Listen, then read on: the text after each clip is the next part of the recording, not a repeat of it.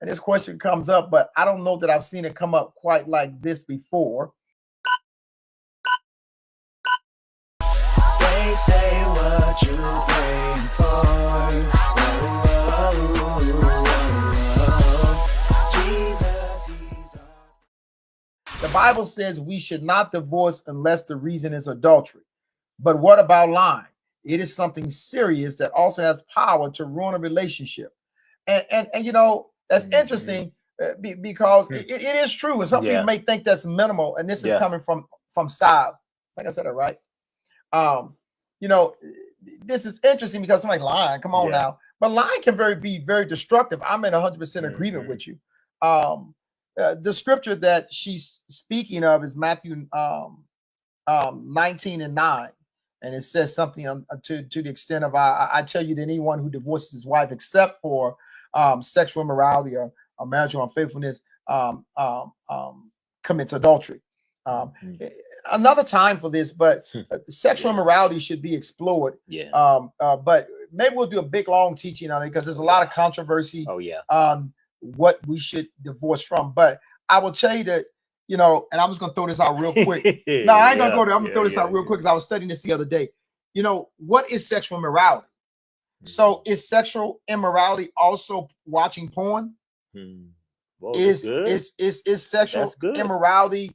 I look at a woman, I lust after her in my own heart, and the Bible says I now committed adultery. Now I'm sure many theologians don't probably agree with that, but it is a thought. Now, if I'm a man and I tell my wife, man, I'm constantly lusting after other women, I'm constantly watching porn, is that a reason for divorce? That is a question, not a statement, but it is sexual immorality. And how do we gauge this?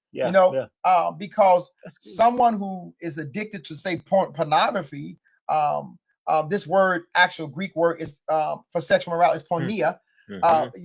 But someone who's actually addicted to pornography is pretty serious if you've ever been in a relationship with someone. And it is as destructive as someone who's out having physical infidelity. So anyway, I won't go down that road, but maybe another time for that. Maybe we'll gather a teaching on that one day. But let me just bring the emphasis, a few scriptures I pulled up. I want to bring the emphasis on the seriousness of lying, because I think that most people are like, oh, you kind of tripping talking about lying. But I don't think you're tripping talking about lying. But let me read the scripture. I'm gonna read just a few. Proverbs 12:22 says, lying lips are extremely disgusting to the Lord, but those who deal faithfully are a delight. So this clearly shows that God values those being truthful. Colossians 3:9-10. Do not lie to one another, for you have stripped off the old self with its evil practices and have put on the new spiritual self, who is being continually renewed in true knowledge and the image of him who created the new self. Okay. And then the last one I'll do is Ephesians 4:25. Therefore, rejecting all falsehood, rather lying, defrauding, telling half-truths. Half-truth people still alive, telling half-truth, spreading rumors, and people do that all the time. Any such as these. Speak truth, each one with his neighbor.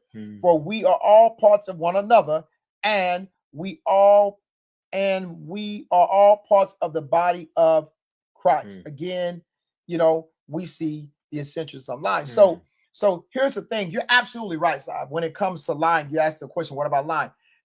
As far as I'm assuming divorcing someone, the obstacle that we incur is the Bible does not reference lying as a reason to divorce someone. And so is it destructive? You bet. But remember now, the Bible also puts a lot of emphasis also on us forgiving. Amen. And on us having mercy, on us having grace. Keep in mind, the Bible speaks so serious about forgiving that he literally says in verse 4, Matthew 6:14, he says, for if you forgive others their trespasses, they're reckless. Listen to, these are harsh words, Sal. They're reckless. Listen, they're reckless and willful sins. They doing it intentionally. Right? They ain't even fighting. Your heavenly Father will also forgive you. But if you do not forgive others, nurturing your hurt and anger with the result that it interferes with your relationship with God, then your Father will not forgive your trespass. So we see there's a potential here for there to be an obstacle with your relationship with God because of your unforgiveness for a person. Don't let that happen. And so God's expectancy indeed is that we would forgive. And if we look in, and I won't run it all the way through like this, but if we look in the book of Matthew in the 18th chapter, we will also see that in this particular chapter, he speaks about forgiveness. In 18 and 21, he says, then Peter came to him and asked, Lord, how many times will my brother sin against me and I forgive him and let it go? The charges do lie to me. Up to 7 times. And Jesus answered him, I say to you, not up to 7 times, but 70 times 7. And so he's not saying literally 70 times 7. What he's saying is that there is no limit. That is just a symbolic number. There is no limit as to how much we should forgive. That's the point that's being made. And you're welcome to do your own exegesis, your own research to realize that that's what that number is representing.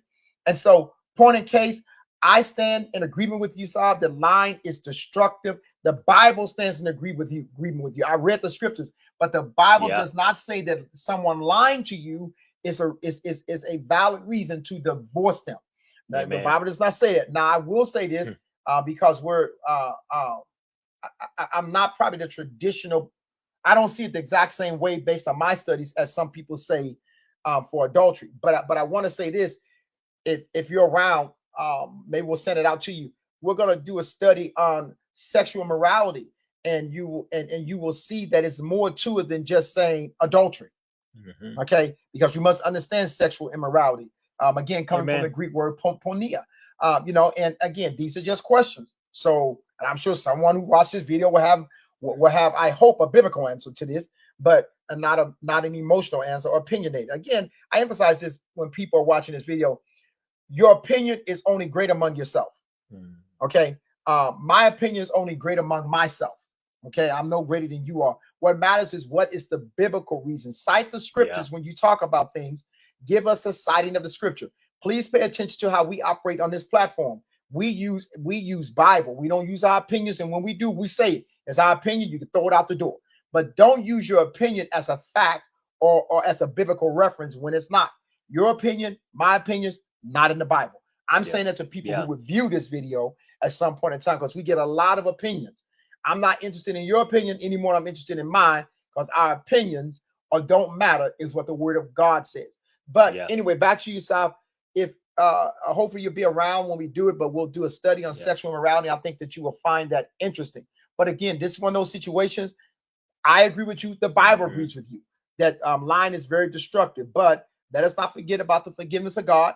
And that is God's expectancy. Is that we do indeed forgive and that we endure. Think about Psalm 1 Corinthians 13 chapter. Love endures all things, believes all things, hopes all things, love not easily puffed up. Look at all those elements because those are the characteristics of God. And this is what we try to demonstrate as much as possible. Worldwide devastation, man, really got me feeling desperation. Deprivation got me making speculation. Now I'm doubting my destination. Now I really feel the separation. Probably why I'm vexed and patient. Down the